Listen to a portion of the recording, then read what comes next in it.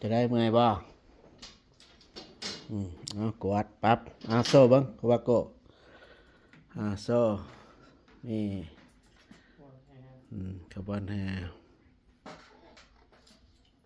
ปะเรียกว่าเตรียมพร้อมแล้วเนาะมีแต่ว่าแคนโซตัวนี้มาเอาไปอนุโมทนาเบิ่งเขาว่าเพิ่นไปประดับประดา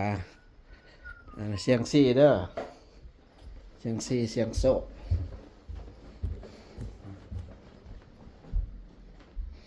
คันได้เฮ็ดแล้วมันต้องใช้เวลาเรื่องราวต่างๆว่าไง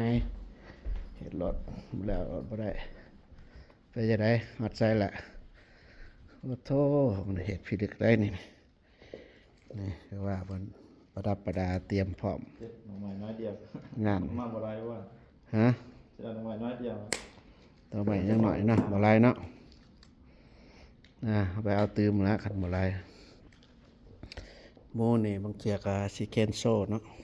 เจ้าตั้งแต่นะมาดับประดาพ่อได้เป็นพระประธานโอเคบ่อนันตัดแนวมันเนาะ